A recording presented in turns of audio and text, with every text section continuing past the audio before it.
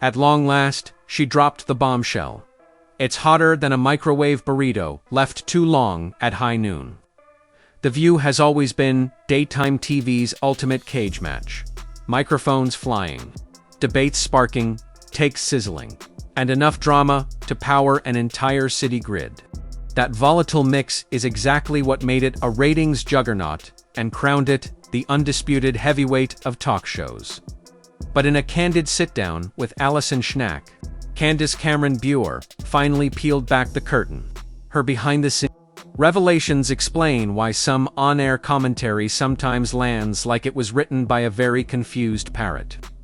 Today, buckle up, we're diving straight into the chaos, unfiltered and uncut. Wrong, because I don't know too much about The View, but I've seen definitely like some controversial clips online or on YouTube. That's a primarily liberal audience. Oh yeah, it is. That whole show started and it's called The View because it's supposed to be 5 different viewpoints. Yeah, it's pretty much one viewpoint. that's what I picked up.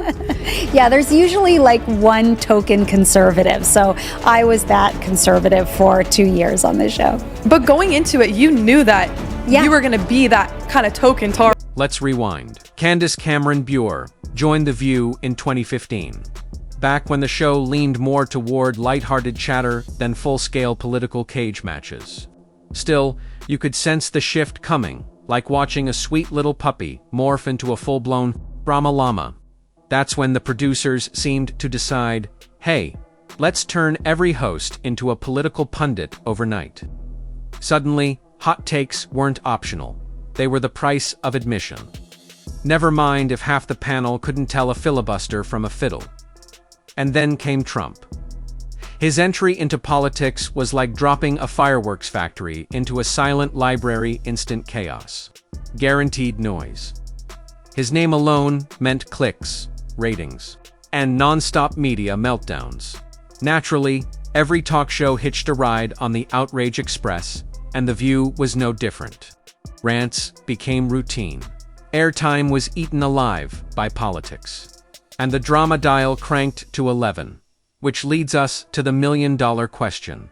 With all that madness already bubbling, why on earth did Candace sign up in the first place? Down. Are you serious? Multiple times. That's so funny. And I was like, I know they talk so much politics on the show and I'm not comfortable with that, so no.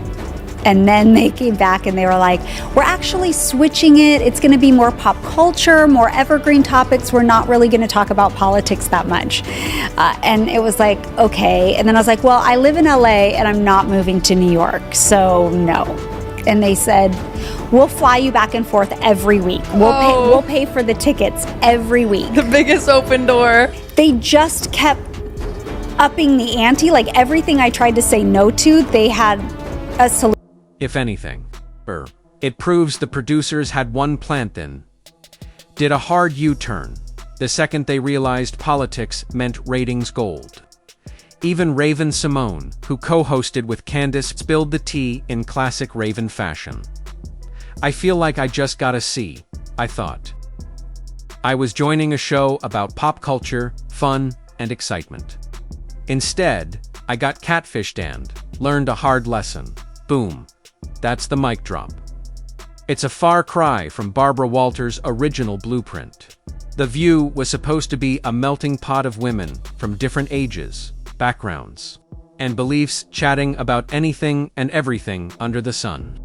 Not a non-stop political war zone where disagreement meant getting piled on.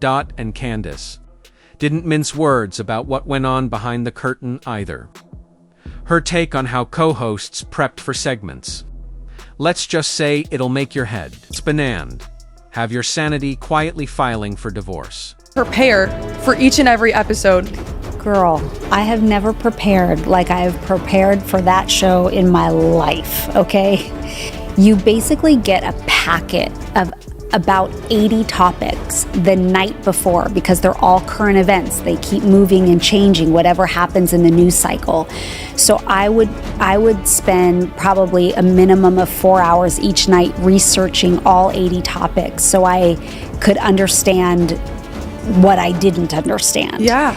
And then on the morning of, with the hosts and the producers, they break it down. We go through all 80 topics and then pinpoint maybe 7 or 8 of those that we're actually going to discuss on the show.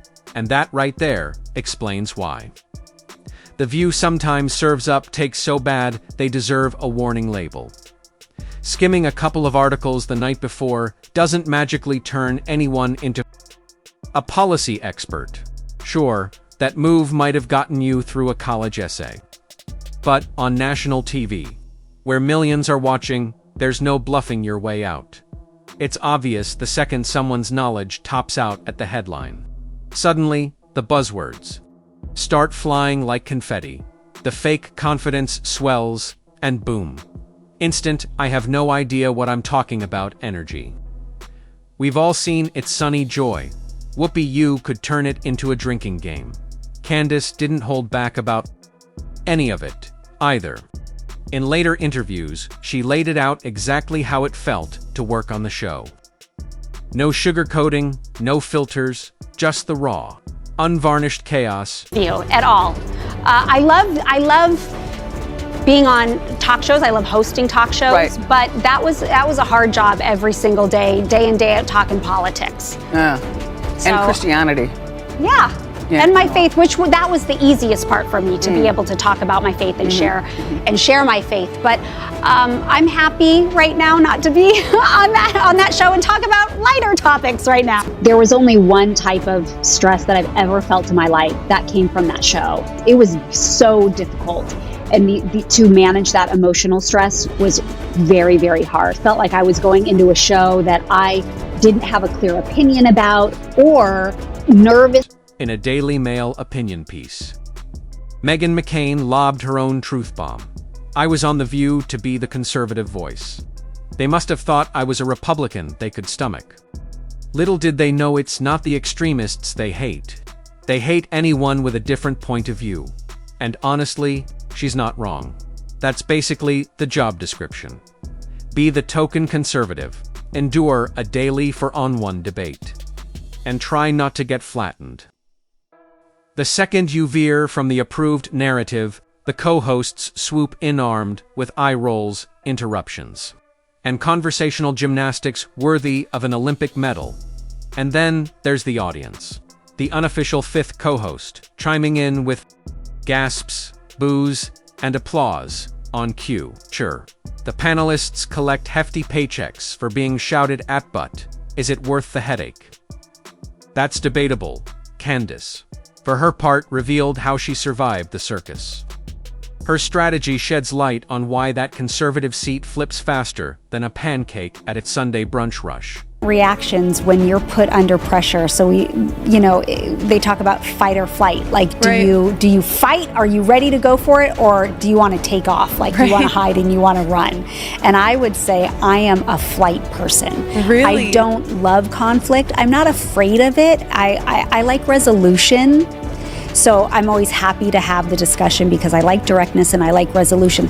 But I'm not like, my gut reaction is not to fight with people. I want to take a hike. So with that, I think my disposition helped me in that when people really come at me, I don't get super riled up. Like, I don't put on.